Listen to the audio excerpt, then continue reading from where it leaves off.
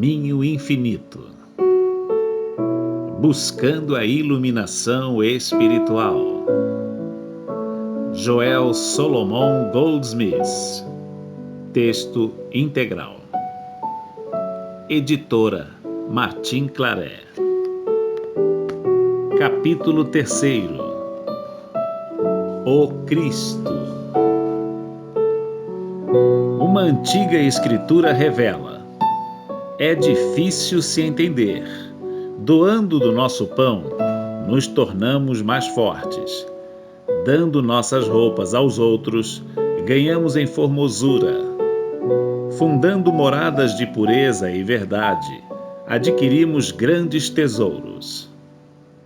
Abraão, pai dos hebreus, baseou a prosperidade do seu povo na ideia do dízimo.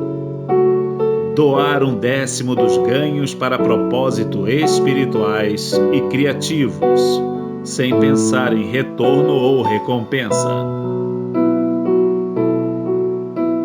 A imortalidade se pode alcançar apenas pela prática contínua de atos de benevolência, e a perfeição se obtém pela compaixão e pela caridade.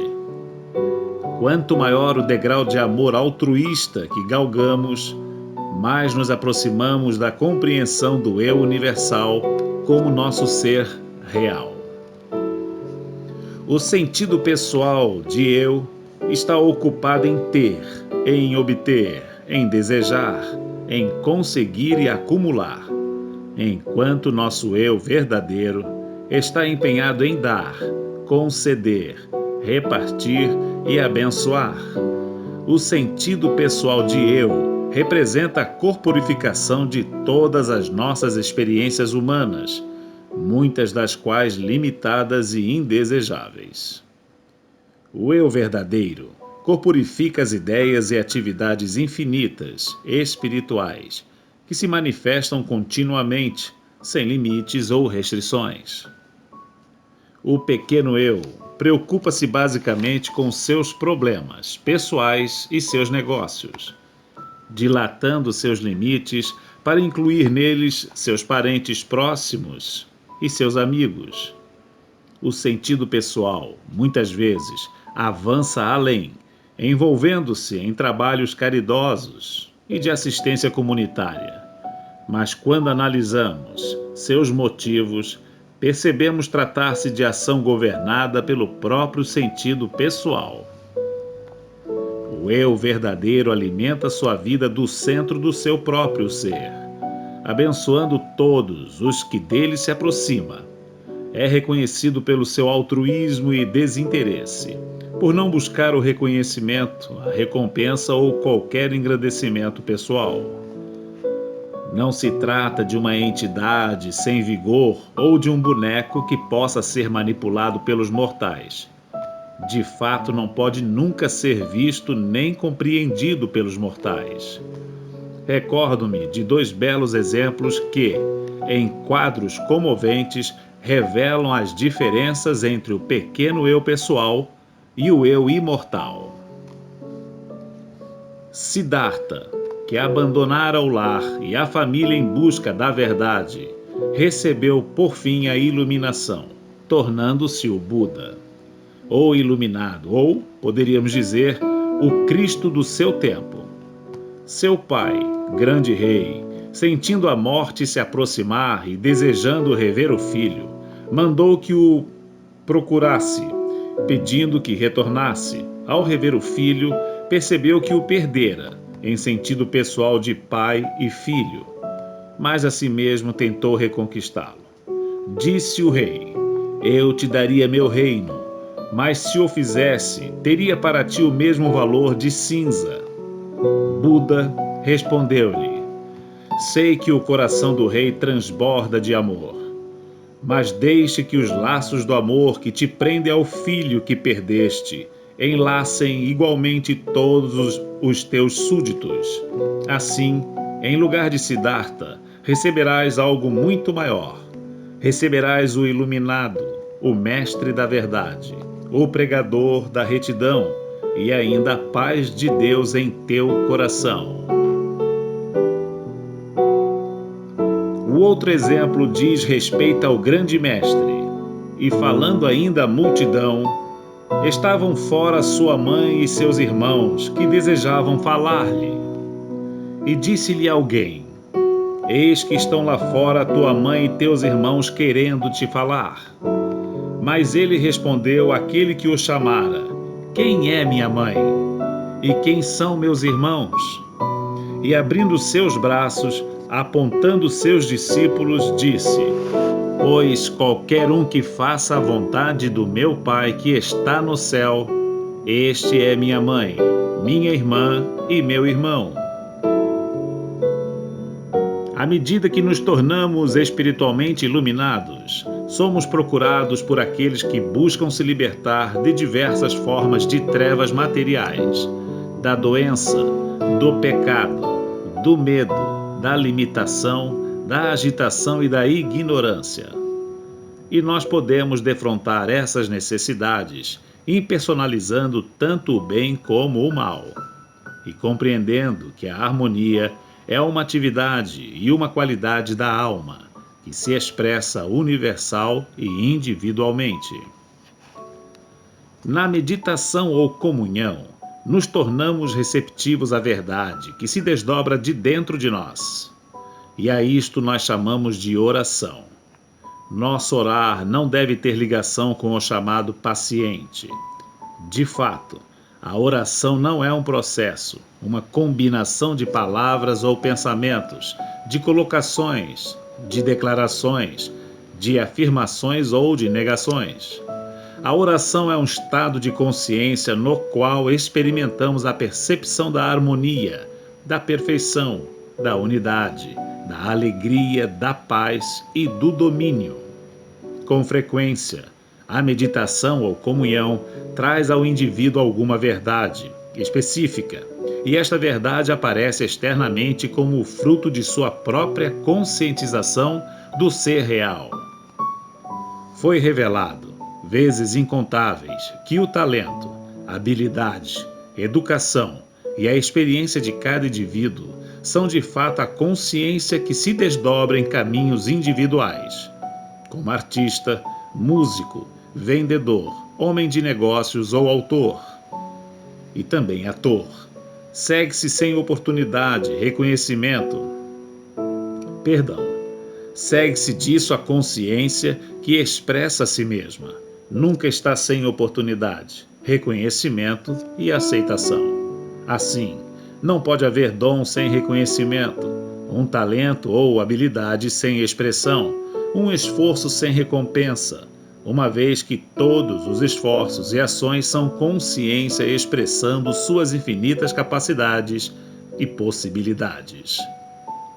A percepção consciente desta verdade fará despertar a ilusão de desemprego, a falta de recompensa ou de reconhecimento. Contudo, guarde isso muito bem.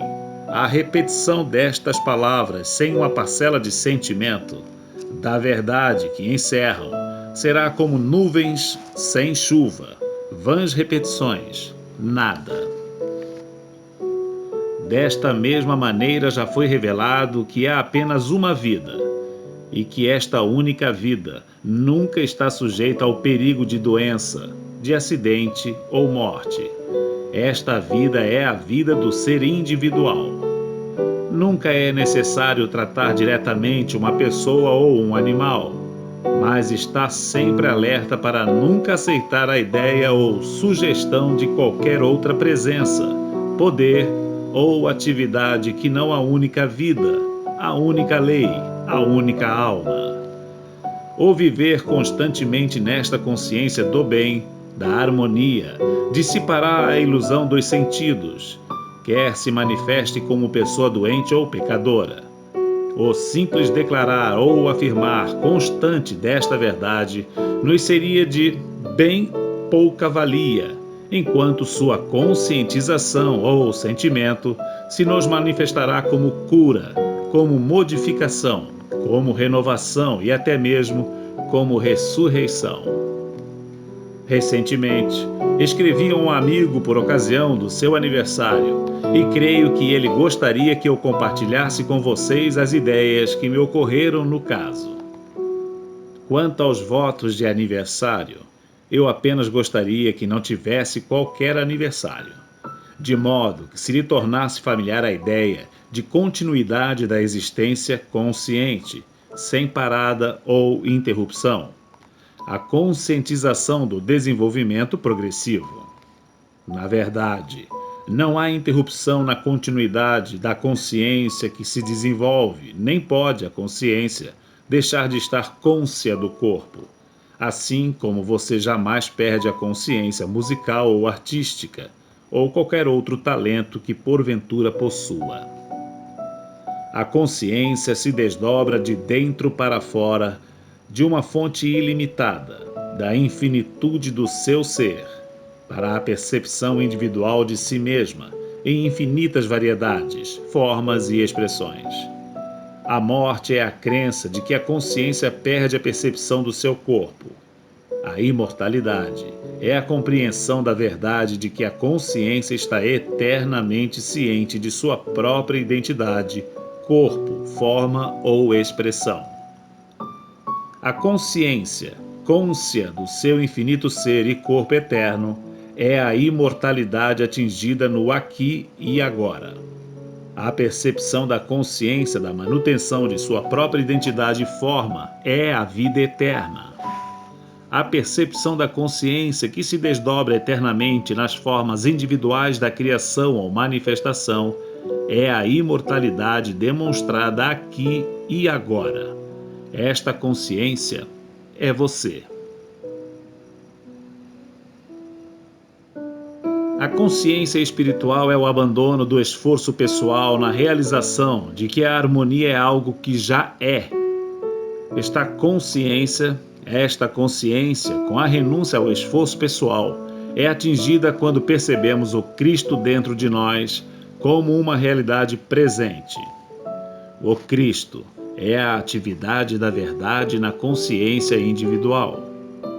É mais uma receptividade à verdade do que a sua verbalização. Na medida em que conseguimos a quietude interior, tornamo-nos sempre mais receptivos à verdade que se nos revela dentro de nós mesmos. A atividade desta verdade na nossa consciência é o Cristo, a própria presença de Deus. A verdade recebida e mantida continuamente em nossa consciência é a lei da harmonia em todas as nossas vicissitudes. Ela governa, dirige, orienta e suporta todas as nossas atividades da vida cotidiana.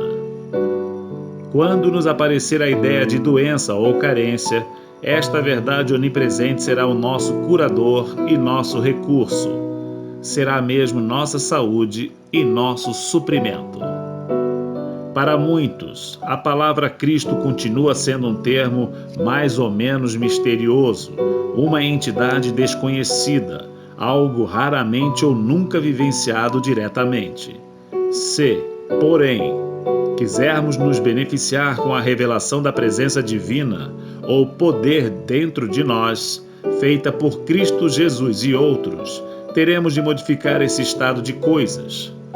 Devemos chegar à experiência do Cristo como uma revelação permanente e contínua. Temos de viver com a percepção consciente e contínua da verdade interior ativa, mantendo sempre uma atitude receptiva, ouvidos atentos. Não demora para que tenhamos a experiência do despertar interior. Esta é a atividade da verdade dentro da consciência, ou o Cristo que alcançamos. Uma tal compreensão do Cristo nos esclarecerá a respeito da oração. Todas as definições do dicionário são unânimes em conceituar a oração com base na crença errônea de que haja um Deus em algum lugar a esperar que lhe imploremos de algum modo. Então, se pudermos encontrar este Deus bem disposto, teremos nossas orações respondidas favoravelmente, a menos que, logicamente, nossos pais ou avós, até a terceira ou quarta geração, tenham pecado e, neste caso, seremos imputáveis pelos seus pecados e teremos nossas orações jogadas na cesta do lixo do céu. Nós temos um sentido diferente do que seja a oração. Percebemos que qualquer bem que nos aconteça é o resultado direto da nossa própria compreensão da natureza do nosso próprio ser. Nossa compreensão da vida espiritual se desenvolve à medida da nossa receptividade à verdade, não orando a Deus, mas deixando que Deus se revele e se manifeste a nós. Este é o mais alto conceito de oração. É alcançado quando dedicamos alguns minutos, tanto de dia como de noite, à meditação, a comungar, a escutar. Na quietude, chegamos a um estado de receptividade que nos abre o caminho para sentir ou para perceber a presença real de Deus. Esta percepção ou sentimento é a atividade de Deus, a verdade em nossa consciência, é o Cristo, nossa realidade. Normalmente, vivemos imersos num mundo sensorial e nos preocupamos apenas com o objeto de nossos sentidos, e isso nos traz nossa experiência de bem e de mal, de dor e de alegria. Se nós, através do estudo e da meditação, nos voltarmos mais para o lado mental da vida, veremos que nossos pensamentos se tornam mais elevados e, com isso, teremos melhores condições. À medida que refinamos nossas qualidades mentais e manifestamos mais paciência, mais gentileza, caridade e perdão, estas qualidades se refletirão sobre nossa experiência humana. Mas não paremos por aqui. Mais alto que o plano do corpo e da mente está o domínio da alma, o reino de Deus. Aqui encontramos a realidade do nosso ser, nossa natureza divina. Não que o corpo e a mente estejam separados ou afastados da alma, apenas que a alma é o recôndito mais profundo do nosso ser. Nos domínios da alma encontramos completa tranquilidade, paz absoluta, harmonia e domínio. Aqui não encontramos nem bem nem mal, nem dor nem prazer, apenas a alegria de ser. Estamos no mundo, mas não pertencemos a ele, pois não mais vemos o mundo dos sentidos como aparenta ser, mas, tendo despertado nosso sentido espiritual, nós o vemos como ele é. Vemos a realidade através das aparências. Até aqui, buscamos nossa felicidade no universo objetivo, em pessoas, lugares ou coisas.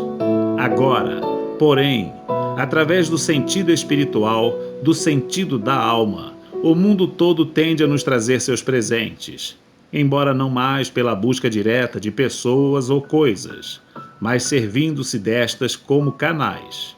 No sentido material, pessoas e coisas são os objetivos, aquilo que desejamos.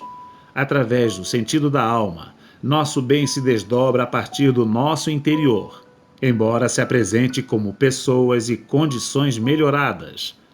O sentido da alma não nos priva dos amigos, da família e do conforto da existência humana, mas nos dá isso com maior segurança, num nível de consciência mais alto, mais belo e duradouro. Por muitos séculos, a atenção foi focalizada em Jesus Cristo como o Salvador do homem, e ao longo deste século, o sentido espiritual da vida oscilou entre dois extremos, entre a luz e as trevas. Um mestre do século XVI escreveu: Cristo, Jesus, chamou a si mesmo de luz do mundo, mas completou dizendo que seus discípulos também eram a luz do mundo. Todo cristão em quem esteja vivo o Espírito Santo, isto é, os verdadeiros cristãos, são um com o Cristo em Deus e são como o Cristo Jesus. Portanto, eles terão experiências semelhantes, e o que Cristo Jesus fez, eles também farão. A nossa tarefa é a descoberta do Cristo na própria consciência. Reconhecemos com alegria e amor profundo quanto do Cristo foi alcançado, não só por Jesus, mas por muitos videntes espirituais e profetas de todos os tempos. Nosso coração está cheio de gratidão pela Nosso coração está cheio de gratidão pela revelação do Cristo para tantos homens e mulheres de nossos dias. E olhamos agora para a frente, para a realização do Cristo em nossa própria consciência. O reino de Deus está em vós, e aquele que o procura fora de si mesmo nunca o encontrará, pois fora de si mesmo ninguém pode ver ou achar Deus.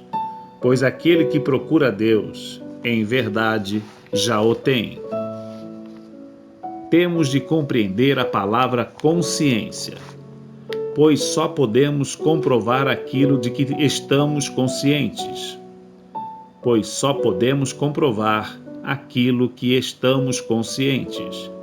Como estamos em termos de consciência? Somos ainda mortais? Ou já renunciamos à nossa individualidade material e reconhecemos ser o Cristo, a plenitude, a presença de Deus? Algum dia teremos de abandonar o esforço para tudo conseguir e reconhecer a nós mesmos como sendo o eterno doador em ação. Temos de alimentar 5.000 pessoas sem ter a preocupação de onde virá o alimento. A multidão pode ser alimentada pela nossa cristicidade. E onde estaria, pois, a carência, a não ser na crença de que somos apenas humanos? Temos de nos livrar desta crença e proclamar nossa verdadeira identidade. Quando nos deparamos com pessoas ou circunstâncias que têm aparência de mortalidade, devemos reconhecer: Tu és o Cristo, o Filho de Deus vivo, e aquilo que nos aparece como mortal é ilusão, é nada. Não temos de temer nenhuma circunstância mortal ou material, uma vez que reconhecemos sua nulidade. A verdade é simples. Não há verdade metafísica profunda ou misteriosa. Ou é verdade ou não é verdade. E não pode haver verdade profunda ou superficial, nem pode haver diversos graus de verdade. Para a verdade ser verdade, deve ser verdade absoluta. Ocupamo-nos agora com a verdade de que nós individualizamos o poder infinito. Não devemos procurar um poder fora ou separado de nós. Nós individualizamos o poder infinito na medida de nossa conscientização da verdade. A vida, que é Deus, é nossa vida. Apenas uma vida. E esta é a vida de todos os seres, de todos os indivíduos. Nós individualizamos esta vida eterna, e não há menos Deus em alguns seres do que em outros. E esta vida, em todos, é sem doença e imortal. Nossa consciência desta verdade é a influência curadora dentro de nós. Existe apenas uma consciência, Deus. Em nós se individualiza esta consciência onipotente e onisciente. Por isso, nossa consciência é o socorro sempre presente em qualquer circunstância. Por esta razão, não oramos ou buscamos a um ser longínquo, mas percebemos a onipresença da divina consciência como nossa consciência e deixamos que o aparente problema se vá. A percepção desta verdade nos confirma na consciência da presença da vida, da verdade, de Deus. A compreensão da unidade da consciência como a nossa consciência, da vida como a nossa vida, é a verdade eterna. O próximo passo no desenvolvimento é a descoberta de que, como individualização da consciência, nós incorporamos em nossa própria consciência nosso corpo, nossos negócios e nosso lar. Podemos comprovar nosso domínio sobre o tempo, o clima, a renda, a saúde e o corpo apenas na medida em que sabemos serem ideias da consciência que somos. O lar, o trabalho e o corpo são ideias nossas, sujeitas à nossa compreensão, e a conscientização desta verdade nos confere o domínio. Isto não nos exalta como seres humanos, nem nos torna divinos. Isto varre de nós a natureza humana e revela nossa divindade. Podemos medir nosso desenvolvimento espiritual observando se estamos ou não tentando melhorar uma condição física. Temos de lembrar que a vida orgânica do homem, do animal ou da planta não é a vida, Deus, e sim conceitos humanos e limitados da vida real. Assim, qualquer tentativa de curar, mudar ou corrigir o universo físico é uma evidência de que não temos desenvolvido o suficiente a consciência espiritual. A Cristo consciência reconhece que toda a vida é Deus, mas percebe que aquilo que nos aparece como visão ou som materiais não é a vida, mas mera ilusão ou um falso sentido de existência. A consciência espiritual distingue a vida que é real. Já que não podemos resolver um problema em seu próprio nível, temos de subir além das aparências para trazer às claras a harmonia do ser. Aquilo que recai sobre os 5 sentidos não é a realidade das coisas. Assim não podemos julgá-las neste nível. Deixando de lado as aparências, damos as costas ao quadro que se apresenta aos nossos sentidos e começamos a ter consciência da realidade, daquilo que é eterno.